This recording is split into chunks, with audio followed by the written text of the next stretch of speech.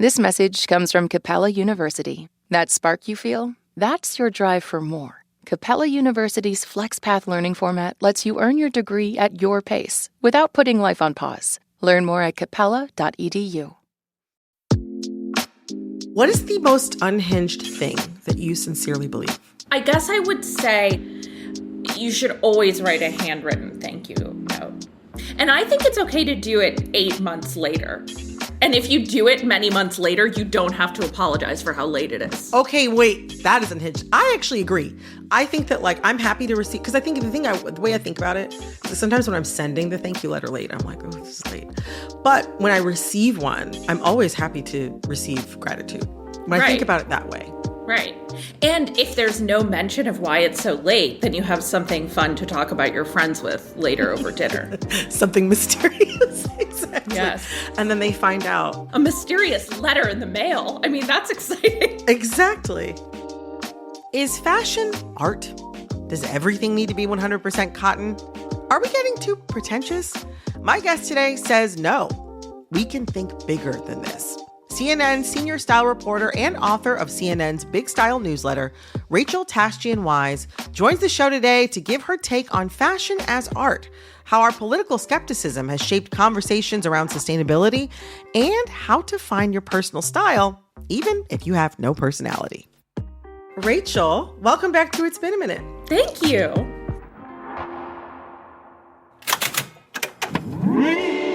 Hello, hello.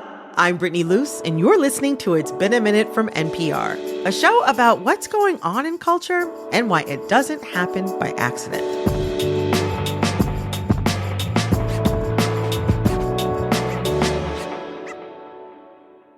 Okay, so I want to talk about clothes, which you're so fabulous at talking about clothes. The theme of this year's Met Gala, which was, about fashion as art. It raised an age-old question. Is fashion art? And this is a question that you spent some time thinking about. You argue that there are aspects of the artist in the garment or article of clothing, but it's not art. You say that it's something else. I want to know, why don't you think fashion is art? And also, if it's not art, then what is it? Well, I think we have this tendency, especially with areas of culture that are traditionally dominated by women. We want to say that something needs to be justified and it needs to have something serious behind it that allows us to like or appreciate or spend time thinking about this subject. But I think our sort of go-to for fashion over the past, I would say, decade and a half has been, this is considered by many people to be shallow, to be wasteful, to be environmentally unfriendly or harmful. And it's actually okay, though, that we appreciate it because it's like art. And what I find sort of troubling about that is that the joy, to me, the great pleasure and joy of fashion is that it actually is much more present in our lives than art is. I think to see art, one has to seek it out. Of course, there's a wonderful tradition of public art, of street art, and that's become much more appreciated and predominant in our culture over the past several decades. But, when you're walking down the street, you can see so much information and create these beautiful narratives in your mind by seeing what other people are wearing. And we just don't have that kind of constant interaction with art. I love that. Art is this thing that maybe we don't have access to every day, but getting dressed and seeing other people dressed is something that we do have access to every day. And the pleasure that you attach to that is so interesting. Yeah. I mean, I do think that it's so much more approachable and in some ways more democratic and disruptive than art can be. Ooh, democratic and disruptive. Say more about that. Well, I think that you can shape public opinion with what you wear. We've seen politicians do that. But I think it's also such a significant if small, part of our everyday lives in terms of how we take care of ourselves. You know, just that moment in the morning where you're figuring out what to wear and you're like, oh man, this is what I have to do today. This is how I have to move around, you know, the area where I live. These are the people I have to meet with at work. And what's going to be that armor or that sense of security that you're going to get from your clothing? I mean, I think a lot of the frustration that many of us feel with fashion comes from, you know, that sort of 15 minutes in the morning where you're like, I know what I want, I know what I need, but I'm not getting it from these shirts. Yes.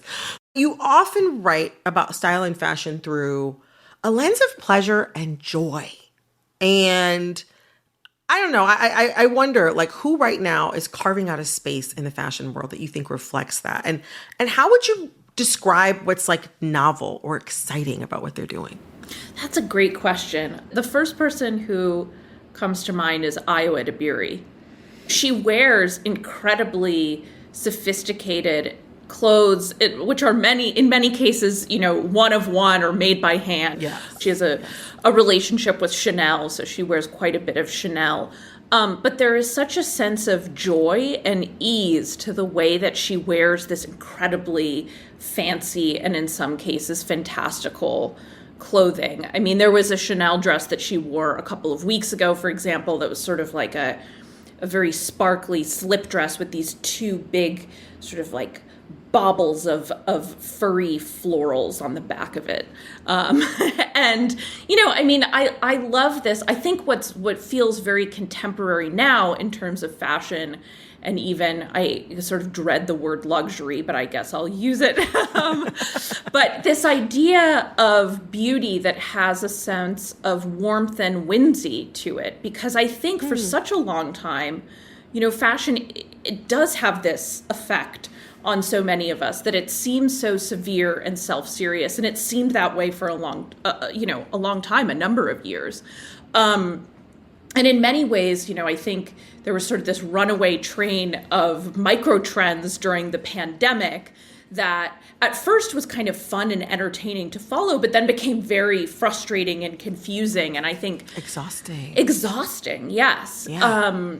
And so finding things now that make us feel, I think, human. And one of the ways I think in many of us feel human is by feeling a sense of connection or seeing a sense of humor in something, you know? I mean, the one of the, not to bring up AI, but one thing. We talk about it all the time on the show. Yeah. One thing that I have noticed is that, you know, when I watch like videos of robots dancing or something, or like when I see people's interactions with ChatGPT, you know, neither of them have a particularly good sense of humor. And I do think that's something that keeps us quite tethered to the real world, you know, is that sense of pleasure and a slight surprise. I mean, that's really what humor is, right? It's like the sort of the little thrill of the unexpected. What I also find so, like, I guess what's defining maybe the sort of attitude or feeling of fashion now is that so many people, I think, are figuring out how to shop for secondhand things. Ooh. You know, Talk about it. I'm an eBay warrior. Yeah. I'm an eBay warrior. Talk about it. And so I'm a big Poshmark and Depop girl. I was on Etsy and now I'm starting to gravitate toward Poshmark and Depop, but it's amazing how many of these platforms are available now, you know, and of course we have the Real, we have Vestiaire, like these more high-end options, and I think, you know, part of the reason why that's appealing, one is it's a quality and cost issue, but it's also, again, gives you that sense of like, oh my gosh, when is this from? Where did it come from? What's its story? And, you know, there's one of one that's available on this website versus going into a store where you see, you know, hundreds of them. So I do think that like, the reason why I would say I'm so fixated on this idea of delight and pleasure is because that feels very contemporary to me right now.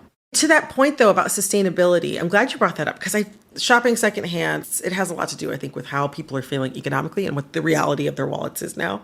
But also, it's a huge part of like fashion sort of sustainability discourse conversation that's been happening. Like sustainability is becoming more and more of a concern for all of us, especially for fashion enthusiasts, because aspects of the fashion industry can be quite excessive and wasteful.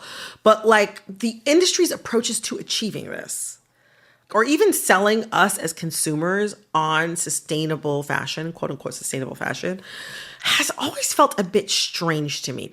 There's something that can be very stilted, I think, in the way that either what's on offer or how it's being sort of presented to us.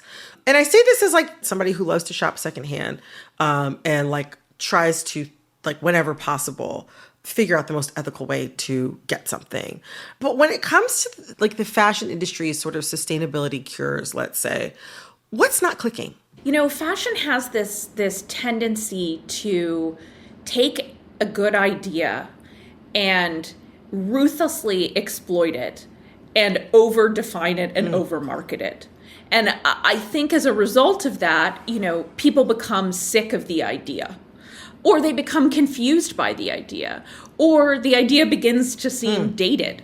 And I think that's unfortunately like what has sort of happened in the realm of capital F fashion with sustainability. I actually think this is good because, you know, rather than people saying, oh gosh, I found this brand where all the dresses are made out of recycled shoelaces, they're instead trying to navigate this a bit for themselves and doing the kinds of things that you and I were just discussing, like looking for things on eBay, you know, or adding, you know, NWT, new with tags, to their searches to say like, well, I did see this in the store, but is it perhaps available on the secondhand market? And someone just wasn't able to return it. So, you know, I hate to say that the impetus is on the consumer because it creates more work, I think, for all of us. But I think that, you know, in a certain way, like just the way that fashion talks about things like upcycling, or which is, you know, the use of old garments to make new garments, or the use of recycled materials. You know, I think a lot of these things just kind of go over our heads. Like, you know, when a brand sends out a press release to reporters and influencers and says, you know, we've been certified by this organization that we are officially sustainable. I mean, I think that really doesn't mean anything. And in a way, I don't want to say like it shouldn't mean anything, but, you know, I think that really the only way that we're going to move towards a more sustainable way of shopping and dressing is to buy fewer things, to think a little bit more conscientiously about how we get those things and how they're made. You know, I think we don't have to be so hard on ourselves about these things. You know, we don't have to say like, well, I have to find, you know, the version that is made of, you know, 100% cotton. We're going to take a quick break, but first, if you're a longtime listener or brand new to It's Been a Minute, be sure to come back every Monday, Tuesday, Wednesday, and Friday for brand new episodes. And did you know you can make it even easier to get new episodes by hitting the follow or subscribe button on your favorite podcast app?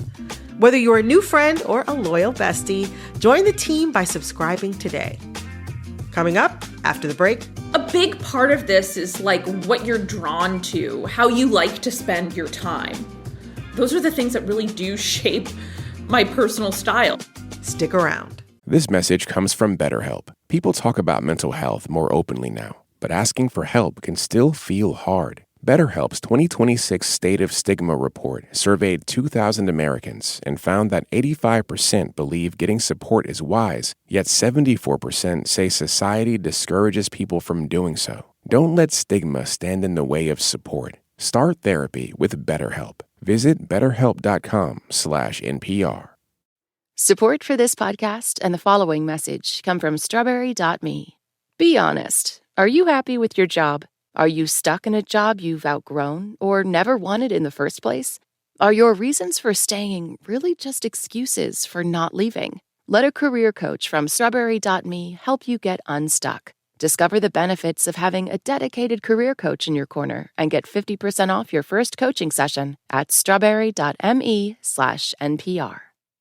The last time Antonio Mays Sr. heard from his son, it was in a note the 16-year-old left in the family's garage. He told me he was going to make me proud.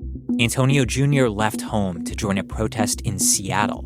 A week later, he was shot and killed there. I need some arrests made, justice for my son.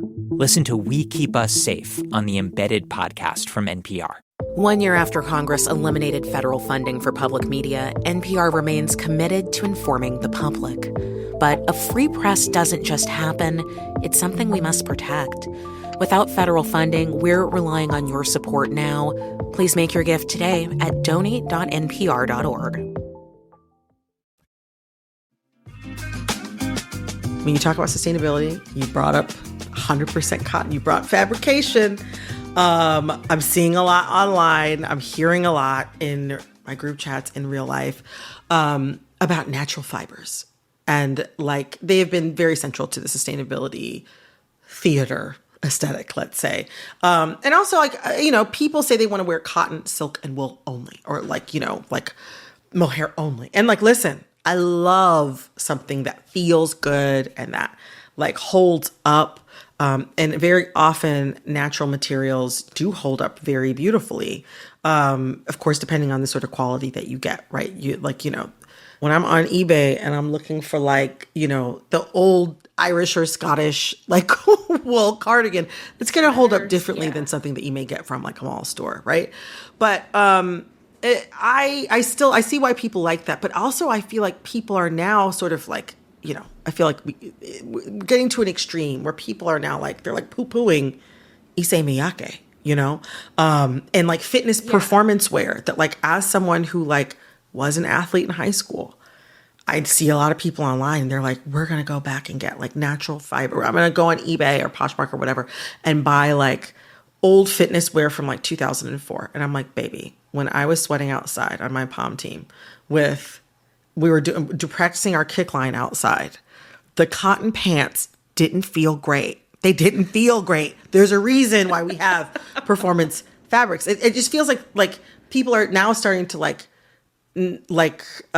completely trash the idea of wearing things that are made of like man-made fabrics, but that are objectively fabulous or objectively very useful. Like, what's up with our current obsession with natural fibers? Like what is this signaling? I think it's two things sort of come to mind from what you're saying. One is that I think there's just so much information about what sustainable fashion means, what it could mean, what it doesn't mean. And I think there's so much information coming at us that we're trying to make sense of it. And it would be so wonderful if the rule were just, you can only wear natural fibers. Yeah. That just makes things a lot easier for us. The other thing, though, is that I think it is related to a lot of the kind of larger and also overwhelming conversations we've had about food and the environment and natural resources. And, this new food pyramid, for example, that RFK has introduced, I think we're in a moment where we feel very comfortable questioning, the sort of traditional or readily available things that are put in front of us. We live in a really skeptical moment. And so I think, most clothing that most of us interact with is made of synthetics. And I will say, there are moments where synthetics are really bad. But then again, as I was just saying, I wish we could just say, and they're bad all the time. But unfortunately, we can't. There are examples, as you say, such as Issey Miyake, where people are still talking so much about those clothes because they last for a really long time. Those are designs that were created 40 or 50 years ago and still look good from an aesthetic perspective, but also still work from, a fabrication perspective. It's a combination of the pragmatic need to make sense of all this information, and then just sort of, we are in this moment of skepticism and asking about, okay, well, why is everything made of these handful of materials? I want to talk about something that you said recently that like shook the table. It shook the table. According to you, pretentiousness is back. Oh, yes. Where did it go? And where are you seeing its return? So for me, it started with this kind of fervor around literature that has been happening in, we have book talk on the one hand, but I've also seen a number of fashion brands, everything from like a super high-end brand like Miu Miu to these more accessible brands like Doen, who are collaborating with authors or are putting books in their stores, putting books in their campaign imagery, often partnering with authors and putting them in their clothes, wanting to dress them. I mean, I went to a Celine fashion show in Paris last fall, and Otessa Moshfegh and Miranda July were two of the VIP attendees, So that has sort of been percolating and very interesting to me that, the way that you dress or where you shop might also go hand in hand with the kinds of literature that you're reading, especially as we keep hearing that, people aren't reading as much or they aren't buying as many books. The truth is that women really have always been the big readers in the world, so we've discussed that on the show, and women read more fiction. Women read more books than men do. Exactly. And women also read more fiction than men do. Certainly. So in a way, actually, while it may seem sort of silly or shallow, I think this kind of merging or this partnership really makes a lot of sense. And I also think, for authors, this is another great way to make money. The amount of money that you're paid to go to a fashion show or pose in a campaign is pretty extravagant if you're mostly making your money as a writer. So that was kind of where it started for me. The idea of pretentiousness, I think, can be scary for some people. It feels like maybe they feel excluded by it, or they feel like it's like meant to keep them out. I wonder, like, why do you think we should embrace pretentiousness? Well, I think in a funny way, I wonder if it helps us to take things a little less seriously. I think many of us feel exhausted by the over-analysis that is happening in culture. When you go onto social media, I go on to see videos of dogs. That's why I'm there. But then, of course, I also am getting someone who's explaining to me, here's why it's important to think about the fact that the Odyssey has cast Lupita Nyong'o in this character. And I'm like, I don't know. I just kind of feel like it's rocks and she's the most beautiful woman in the world. So, like, of course, she's Helen of Troy. We don't really have to overthink this. And so I do think this idea of saying, like, hey, it's okay to be a little bit of a pseudo-intellectual. It's okay to say that, like, some of these very serious things are on the same level as some of these very light and enjoyable, kinds of entertainment, which, like, fashion, movies, and pop music are. I think it maybe helps us to think of things in a less kind of like strenuous, overworked way. I love that. I want to close by touching on personal style. Your writing and reporting about fashion and style, like, always centers on personal style. A few years ago, we talked on this show about how the pursuit of personal style, as we often see it like editorialized on social media and in some magazines, it so often looks like something like kind of prescriptive and rigid. Like there's like a formula that you got to figure out. And I'll say, back when I was working in corporate America, there are aspects of that can be very helpful for figuring out how to dress for an environment that you're not thrilled about being in. But like as a human being, it doesn't always light my fire, I might say. You've instead made the argument that, like, in order to have personal style, you kind of got to have a personality. Let's assume that I don't have a personality. How would I go about developing or getting one? Well, I mean, I think, a big part of this is like what you're drawn to, how you like to spend your time. Those are the things that really do shape my personal style. Now, of course, I'm someone who thinks about these things obsessively. So it may be unsurprising that, when I am looking through, for example, I just bought this wonderful book that's portraits of jazz musicians from the 1950s and early 60s. So for me, I'm like, oh my gosh, what an incredible image of Miles Davis. And how does he get his pants to fit that way? Of course, that's the way I'm thinking about it. But I do think, that everything that we sort of take in and the sort of media that we're drawn to, the movies we enjoy watching, even the other people we like spending time with, those are things that inform us or can be information to help us figure out, what is it that I really like, or how do I like to feel? I think in these conversations about personal style that have become so prescriptive, the one thing that I think we always forget about is you should really just feel comfortable. And that doesn't mean wearing sweatpants. It just means you should feel good in what you wear, and you should feel like you're not questioning it. It's not distracting you.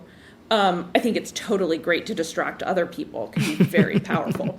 But, that's really what it should be about. I have another way of sort of asking this that I'm wondering about.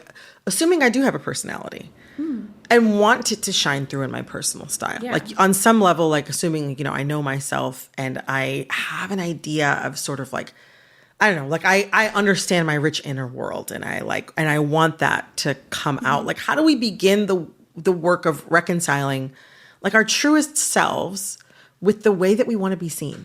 Go shopping and don't buy anything. Oh, the classic. I love to do this. I love to go into a store where I know, I can't afford anything, or where I know I can afford things, but I'm just there to research and experiment, and just take a bunch of stuff in the dressing room and try it on. You're just sort of how does this fit? Or what's this made out of? Or how does it feel to wear latex? I think that can be such a great way to figure out what it is that feels good on you, and say oh my gosh, I never expected that, this brand would look good on me, or that a men's t-shirt fits better than a women's t-shirt, or vice versa. So I think that sort of exploratory process can be really important. Well, it cuts back to the question that you just posed that I love. And as a question that I use in a lot of areas of my life. How do I want to feel? That is a question that when I've asked it of myself has shifted everything. I think it's a question that we're not necessarily always taught to ask ourselves. It's something that I learned over time to ask myself. But when it's something as elemental as getting dressed every day, something that you really can't avoid. How do I want to feel? It's such a beautiful, open-ended question. Well, Rachel, I'm so glad we had this conversation today. I'm so happy that you came on the show. I love talking with clothes. I feel good. I love talking with you about clothes. I feel good. Me too. I feel good. And this is what I was hoping for. Yeah. So thank you so much. Thank you. That was CNN senior style reporter and author of CNN's Big Style newsletter, Rachel Tashjian-Wise. This episode of It's Been a Minute was produced by Alexis Williams. This episode was edited by Nina Patak. Our supervising producer is Cher Vincent. Our executive producer is Barton Girdwood. Our VP of programming is Yolanda Sanguini. All right, that's all for this episode of It's Been a Minute from NPR. I'm Brittany Luce. Talk soon.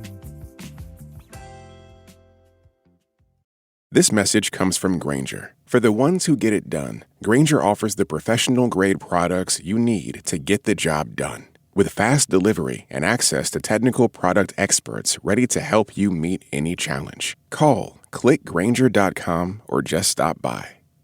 This is Ira Glass of This American Life. Do you know our show? Okay, well, either way, I'm going to tell you about it. We make stories that hopefully pull you in at the beginning with funny moments and feelings and people in surprising situations, and then you just want to find out what is going to happen and cannot stop listening.